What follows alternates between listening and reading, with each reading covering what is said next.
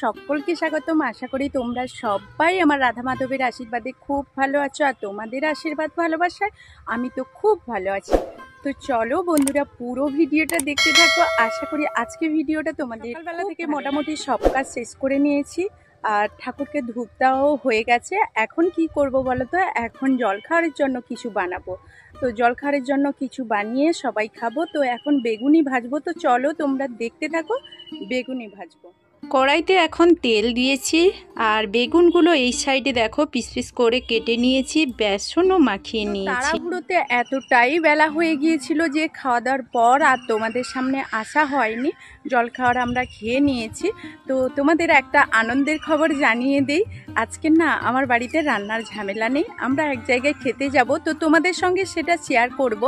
তো মানে সত্যি কথা বলতে হাজার কাজের মাঝে যদি মেয়েদের একটা দিন, মেয়েদের বলতে আমার ক্ষেত্রে বলছি, একটা দিন যদি রান্নাবান্নার কাজ বন্ধ থাকে না, তাহলে খুব খুশি আর খুব মজা হয়, মন থেকে এতটা খুশি। তো যাই হোক, যত কষ্টই হোক না, দেখা যাবে বাড়ির থেকে সেখানে খাওয়াটা অনেক কষ্টের হবে, তবুও যেন অনেক আনন্দ। তো চলো দেখতে থাকো পুরো ভিডিওটা, তোমাদের খুব ভালো লাগবে। আজ কিন্তু কিরণের বাবা মেয়েকে স্কুলে ছাড়তে যাবে, আর বাবার পায়ে বোধহয় পা লেগে গেল মেয়ের, এই জন্য প্রণাম করে নিল। তো যাই হোক, আমার একটা কাজ কিন্তু কম হলো। তো ওকে ওর বাবা ছেড়ে দিয়ে আসুক, আমি বাড়ির কাজগুলো গুছাই।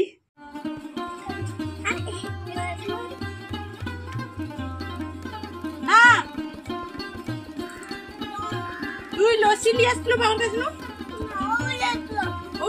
তাহলে খাইছো? কয়টা লস্যি নিয়ে আসলো? দুটো নিয়ে আসলো, দুটো খাইয়েছি, আমাকে দেয়নি। তাহলে দুটো লস্যি নিয়ে আসলো, আমাকে দিছো? তাহলে এটা লুকছো কেন? আর আমাকে দেয়নি। যাও ওকে জিজ্ঞেস করো। সে দুটো লস্যি যখন নিয়ে আসলো আমাকে দিছো? তেল নিছে না গো, ও খাইছে, জিজ্ঞেস করো। আমাকে এক ফোঁটা আর একে এক ফোঁটা দেয়নি। দিদি টাকা দিবে কইতে না, টুকু দিলা। খাবা দেখি ক্যামেরা থেকে মুখটা রাখো।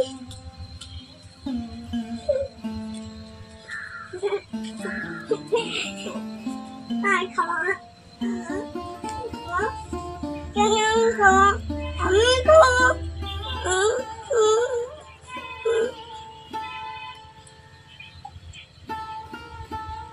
ভাই আমাকে দেবুনি না, দিদি দাদা খাইলো না।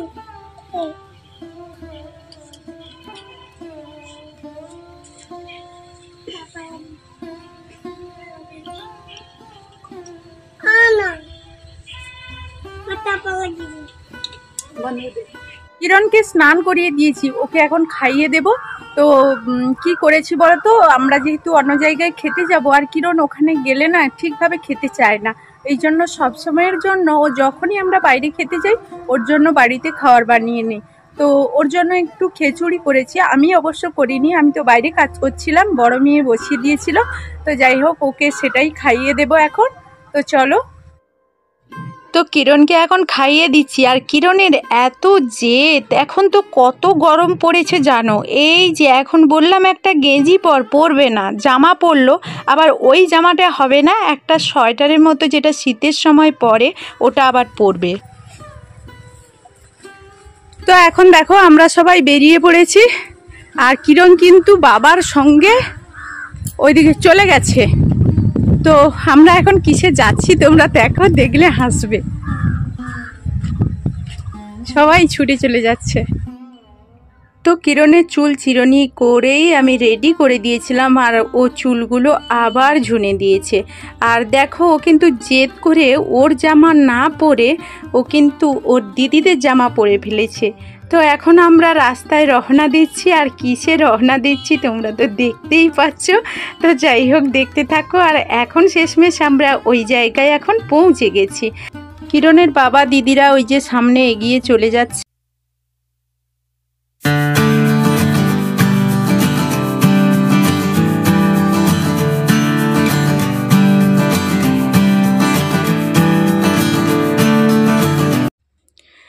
আমরা কিন্তু কিন্তু আগেই প্রসাদ খেয়ে নিয়েছি আর তারপর কিন্তু চলে এসেছি মণ্ডপে।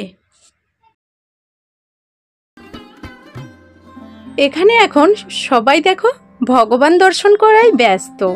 কেউ প্রণাম করছে, কেউ ঘুরছে, কেউ ফিরছে।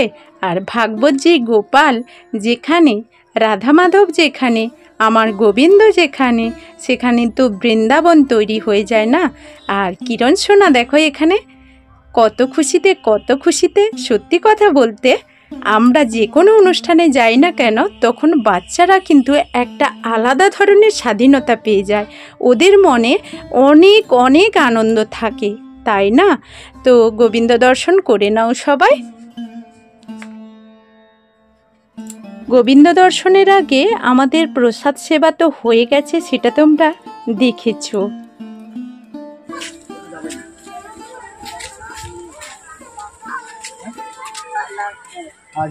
টোটো কি যাবে নিগা? দেখছি তো যাবে।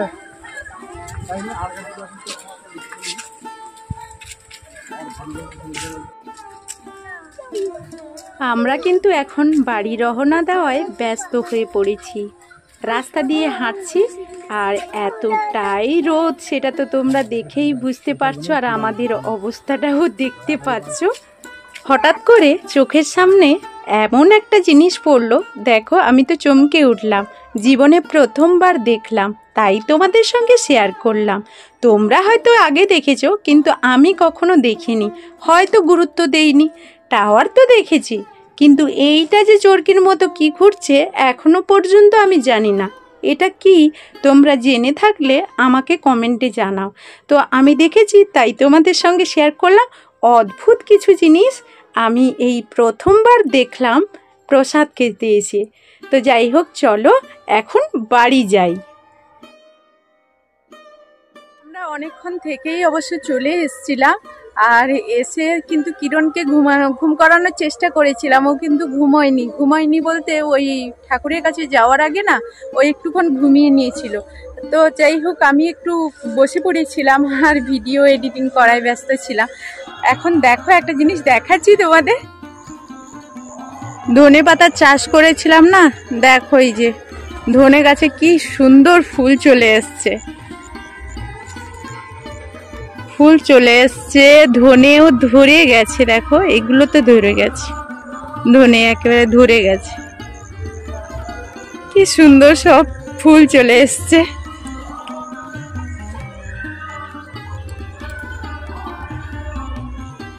আর এইদিকে দেখো কলাকান্দিটা হয়ে গেছে। এখন তো কি বলবো, ছোট হোক আর বড় হোক, যাই হোক বাড়িতে নিয়ে যেতে হবে, যে হনুমানের অত্যাচার। তো এখন গাছটা কাটতে চলে এসেছি জানো।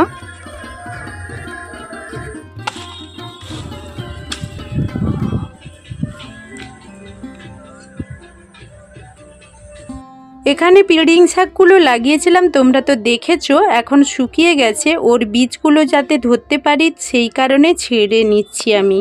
তো সন্ধেবেলা সব কাজ শেষ করে এখন পুরো সন্ধে হয়ে গেছে, আর ছেলে তো বাবার কাছে চলে গিয়েছিল, তার সঙ্গে সঙ্গে ওর দিদিও চলে গেছে। আমি সব কাজ শেষ করে এখন সন্ধেবেলাকার ভাত বসিয়ে দিয়েছি। এই যে দেখো ভাত বসিয়ে দিয়েছি। দেখো একজনের দুধ কিন্তু মাপা হয়ে আছে, আরো একজন আনতে আসবে। আর এখনো এই যে দুধ আছে দেখো। কালকের যে এঁচড় হয়েছিল না, তো এঁচড়টা হাফ হয়েছে আর হাফ তো ছিল। তো কিরণের বাবা এখনো রান্না করতে বলছে, আর এখন সারাদিন কাজের পর আমার তো যে অবস্থা, তো বলছি যদি দুধ দিয়ে ভাত খায় তাহলে দুধ ভাত হবে, আর যদি না খায় ওই এঁচড়টা নিয়ে এসে রান্না করবো। তা যাই হোক এখন দোকানে যাই চলো। তো এখন দেখো বাড়িতে আছি আর রান্নাও করছি। ভাত তো হয়েছিল তোমাদের দেখিয়েছিলাম, আর এখানে দেখো গরম করে নিয়েছি। আর অলরেডি কিন্তু কিরণ শোনাচ্ছে, ও দুধ দিয়ে ভাত খেয়ে নিয়েছে, ঘুমিয়ে পড়েছে। কারণ ওকে অনেকবারই ঘুম করানোর চেষ্টা করেছিলাম, ও সেই 10টা 11টার দিকে একটু যেই ঘুমিয়ে নিয়েছিল আর ঘুমায়নি, এই জন্য খেয়ে ঘুমিয়ে পড়েছে। আর কিরণের বাবাকে বললাম আজকে কিন্তু আর এঁচড়ের তরকারি করব না, ও শুনলো না। তো এঁচড়ের তরকারিটা কিন্তু করছি। তো দেখো কাল কিরণের বাবা করেছিল, আজকের আমি করলাম। তো এখন হতে বন্ধুরা ভিডিওটা এই পর্যন্ত। তো যতটা পেরেছি তোমাদের কাছে শেয়ার করেছি, যদি ভালো লাগে আমার ভিডিওর পাশে থাকবে। তো এখনকার মতো ভিডিও থেকে বিদায় নিচ্ছি, ফিরে আসবো নতুন কোনো ভিডিওয়, তোমাদের সঙ্গে দেখা হয়ে যাবে। ততক্ষণ সবাই সবার পরিবারকে নিয়ে ভালো থাকো, সুস্থ থাকো। তো এখনকার মতো টাটা, গুড নাইট।